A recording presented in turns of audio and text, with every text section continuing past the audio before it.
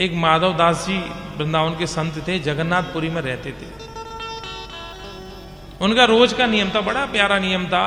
वो भिक्षाटन करने जाते थे और बस उनका क्या नियम था, जो एक रोटी दिए सो एक बेटा लिए, जो दो रोटी दिए सो दो बेटा लिए। अब लोग बार उनको देते थे।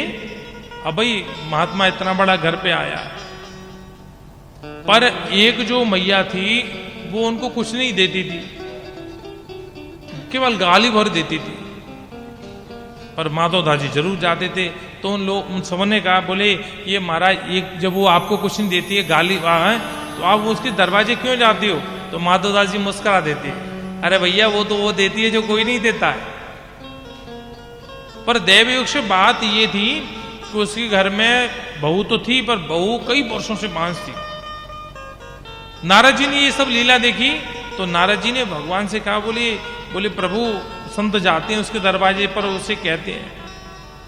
भगवान ने कहा उसके नसीब में तो कोई सुख है ही नहीं पुत्र पुत्री का। लेकिन एक दिन देव योग से वो पोता लगा रही थी बुढ़िया। पहले तो पोता लगता था ना, आजकल तो गैस साफ होता है, पहले पोता लगता था तो मिट्टी के एक पात्र में मिट्टी भरी रहती थी और उसमें एक कपड़ा रहता था, उससे लेके ऐसे पोते तो उससे उस कपड़े को बोलते थे पोता।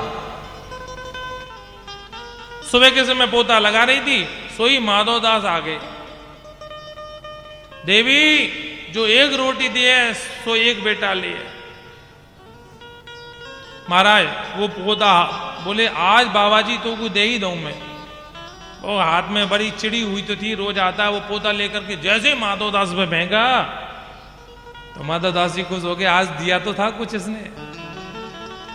पर संत कोई चीज व्यर्थ नहीं जाने देते हैं। संत माधव दास जी ने कहा, दास माधव उत्तर सी का देता है, जो पोता दिया तूने मुझे, जा तुझे पोता देता है। प्रेम से बोलो राधे राधे। महाराज साल भर के बाद नारद जी ने आके नीचे देखा तो उस बुढ़िया के घर में बालक खेल रहा था। नारद जी भगवान के पास गए, आप भी झूठ बोलने लगे हो आजकल तो। क्यों, मैंने क्या झूठ बोल दिया? आपने कहा ना उसके नसीब में पुत्र पुत्री का सुख नहीं है और उसके घर तो पोता खेल रहा है। तो भगवान ने कहा, नसीब का मिटा मैं नहीं मिटा सकता, पर संत चाहे तो कुछ भी दे सकते हैं।